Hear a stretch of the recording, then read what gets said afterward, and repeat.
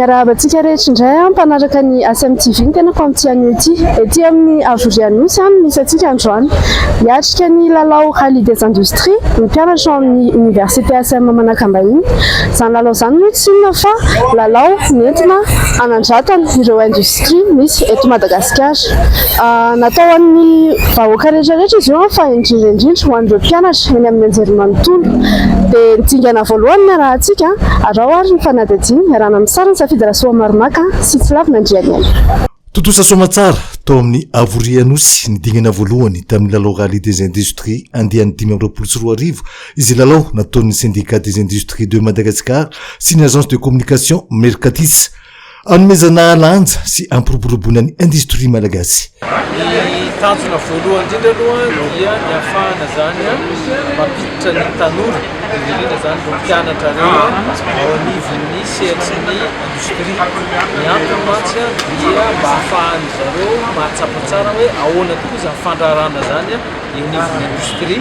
Ny ahafahany zareo zany mahatonga an'izay famety ireo fampianarana izay voarainy eny anivony tsirairay avy eny.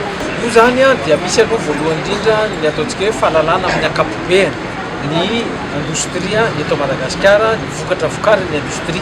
Dia misy zany ohatran'ireny question pour un champion reny izay atao mikasika ny industrie sy ny tontolony. Ny faharoa manarakarak'izay koa dia ny fanaovana ireny ataontsika hoe business plan reny sy ny stratégie eo anivon'ny orinasa. Zany hoe misy karazana business case moa filaza azy zany izay ataon'ireo mpianatra ireo mikasika ny orinasa izay hiasany.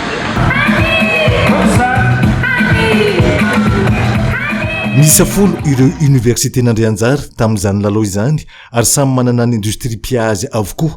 Anisan'izany ny groupe Sipromad izay industrie piany ekipan'ny université ASM. Ny nandraisanay anjara tamin'ny Rallye des Industries moa zany dia voalohany indrindra ny groupe Sipromad dia efa raha malala ny vokatra vokarinay eto amin'ny tsena eto Madagasikara.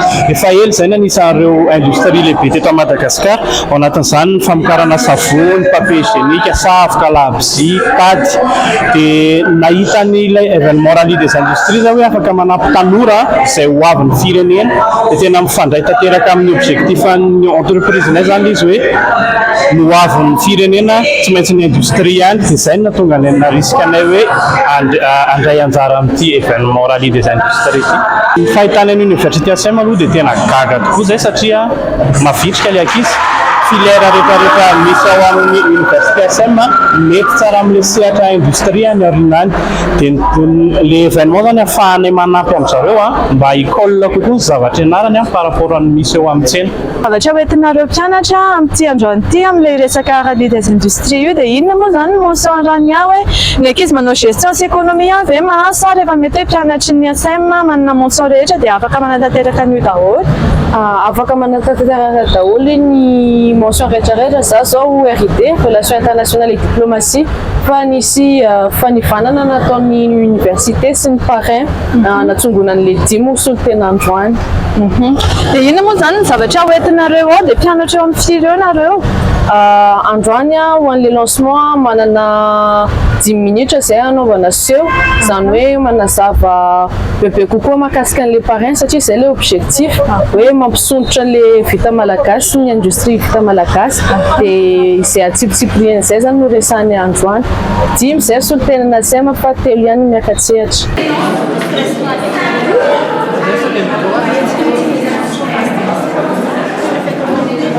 Misy stress kely ve? Tsisy. Vonona tsara io manambe. Maintenir l'équilibre écologique. Cela dit, on peut donc s'enrichir sans nuire à la nature.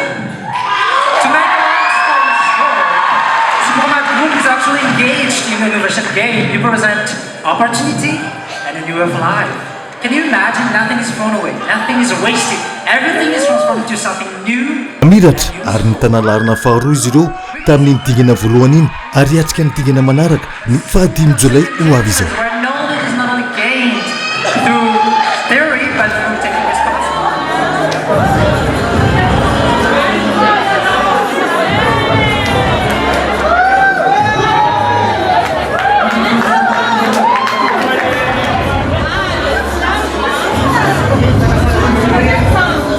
dingana voalohany na raha antsika iny fa ho lazalazana eto amin'ny SMTV any ny toyany ary tsy tapaka ary ny page na amin'ny Facebook zany na YouTube mandra-piona tompoko.